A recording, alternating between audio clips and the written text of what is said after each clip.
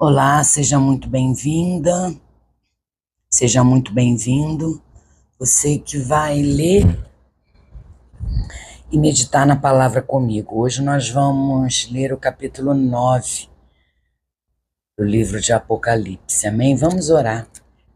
Pai querido e Pai amado, gratidão por mais um dia de vida. Um dia tendo o privilégio de poder entrar na Tua presença e poder meditar na Tua palavra. Pois ela é viva e eficaz, Senhor. É ela que nos aproxima de Ti. É ela que nos corrige, é ela que nos ampara, é ela que nos ensina. Obrigada, Senhor, por esse privilégio.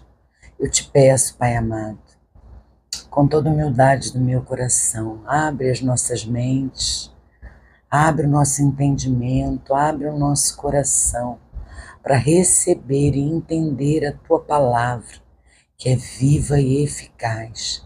Derrama sobre nós, Pai, o Teu Santo Espírito. Invada esse ambiente, que nada nos distraia e nos tire o foco dessa leitura e dessa meditação. Essa é a oração que eu faço em nome de Jesus. Amém. Amém, irmãos? Então vamos lá, capítulo 9 do livro de Apocalipse. Diz assim o Senhor: o quinto anjo tocou a trombeta e viu uma estrela que tinha caído do céu sobre a terra. E lhe foi dada a chave do poço do abismo. Ela abriu o poço do abismo e dele saiu fumaça, como a fumaça de uma grande fornalha. E o sol e o ar se escureceram com a fumaça saída do poço. Também da fumaça saíram gafanhotos para a terra. E lhes foi dado poder, como o poder que têm os escorpiões da terra. E lhes foi dito que não causassem dano à erva da terra, nem a qualquer coisa verde, nem a árvore alguma, e tão somente as pessoas que não têm o selo de Deus na testa. Também não lhes foi permitido que os matassem, mas que os atormentassem durante 5 meses. E seu tormento era como o tormento de escorpião quando fere alguém. Naqueles dias, as pessoas buscaram a morte e não a encontrarão. Também terão desejo de morrer, mas a morte fugirá delas. Os aspectos dos gafanhotos eram semelhantes a cavalos preparados para a batalha. Na cabeça deles havia como que coroas parecendo de ouro, e o rosto deles era como o rosto de um ser humano. Tinham também cabelos como cabelos de mulher, e os dentes eram como dentes de leão. Tinham couraças como couraças de ferro. O barulho que as suas asas faziam era como o barulho de carros puxados por muitos cavalos, quando correm para a batalha. Tinham ainda cauda, como escorpiões, e um ferrão. Na cauda tinham poder para causar dano às pessoas por 5 meses. Tinham por rei sobre eles o anjo do abismo, cujo nome em hebraico é Abaddon, e em grego Apolion. O primeiro aí passou. Eis que depois destas coisas vem ainda 2 ais. O sexto anjo tocou a trombeta e ouvi uma voz que vinha das 4 pontas do altar de ouro que se encontra na presença de Deus, dizendo ao sexto anjo, mesmo que tem a trombeta: solte os 4 anjos que estão amarrados junto ao grande rio Eufrates. Então foram soltos os 4 anjos que se achavam preparados para a hora, o dia, o mês e o ano, para que matassem a terça parte da humanidade. O número dos exércitos da cavalaria era de 20.000 vezes 10 milhares. Eu ouvi o seu número. Assim, nesta visão, pude ver que os cavalos e os seus cavaleiros tinham couraças cor de fogo, de jacinto e de enxofre. A cabeça dos cavalos era como cabeça de leão, e de sua boca saíam fogo, fumaça e enxofre. Por meio destes 3 flagelos, a saber, pelo fogo, pela fumaça e pelo enxofre, que saíam da boca dos cavalos, foi morta a 1/3 parte da humanidade, pois a força dos cavalos estava na boca e na cauda deles.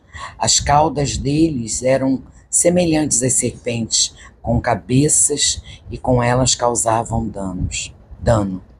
O resto da humanidade, isto é, aqueles que não foram mortos por esses flagelos, não se arrependeu das obras de suas mãos. Eles não deixaram de adorar os demônios e os ídolos de ouro, de prata, de bronze, de pedra e de madeira, que não podem ver, nem ouvir, nem andar. Também não se arrependeram dos seus homicídios, nem das suas feitiçarias, nem da sua imoralidade sexual, nem dos seus furtos. Nossa, eu não sei você, meu irmão, mas esse capítulo é muito forte, né? E o que a gente vê, que a gente entende nesse capítulo,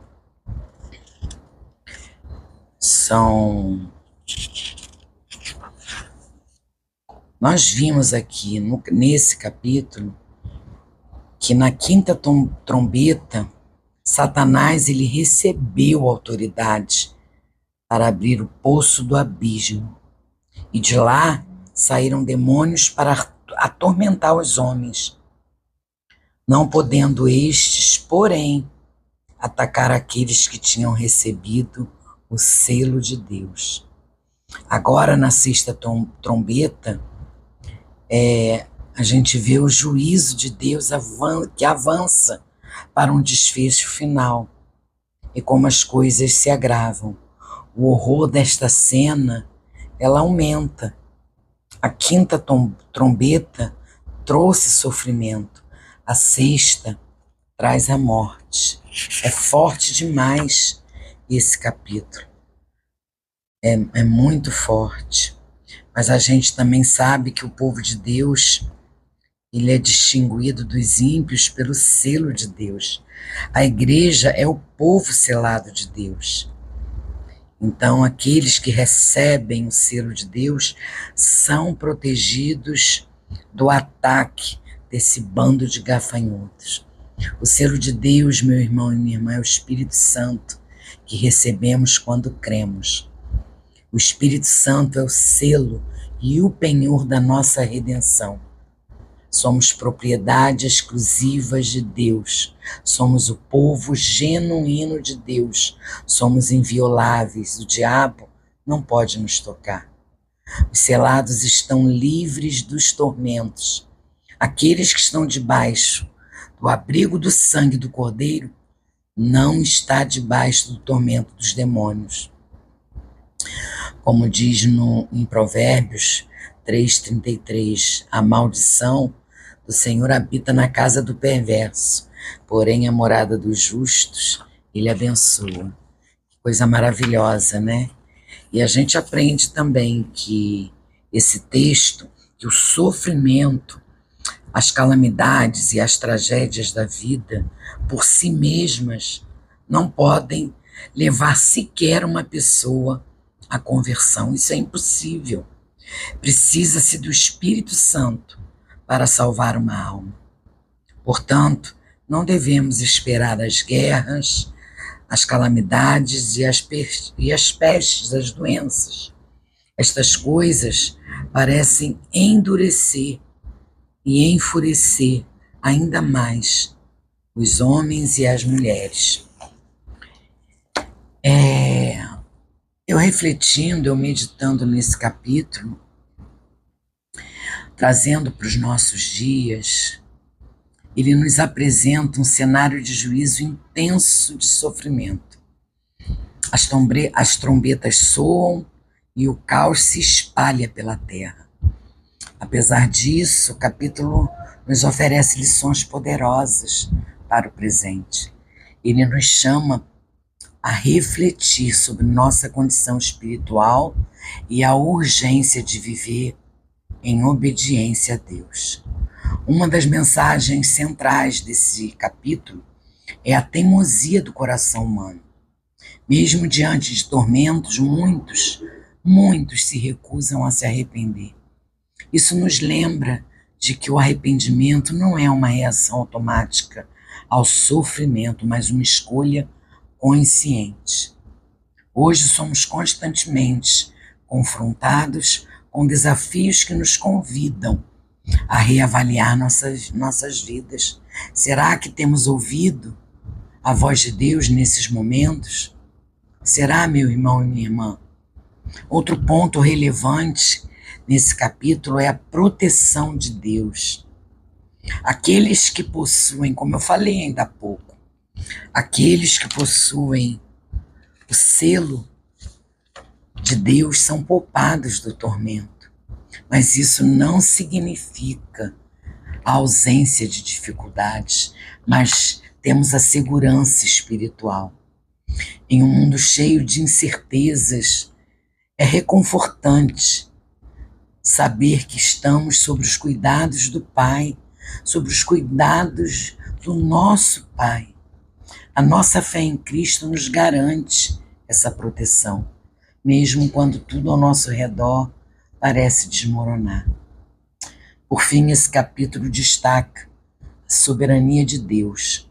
Ele controla cada evento, desde o toque das trombetas até a liberação dos anjos. Nada acontece fora de sua permissão. E isso nos ensina que mesmo em tempos difíceis, podemos confiar em seu plano. Ele está conduzindo a história para a redenção final. Amém, irmãos? É um capítulo muito forte. É um capítulo que nos chama a refletir, a entender que precisamos nos voltar para Deus. Vamos orar agradecendo a meditação e a leitura desse capítulo. Obrigada, Senhor. Gratidão. Gratidão por falar através dessa leitura conosco.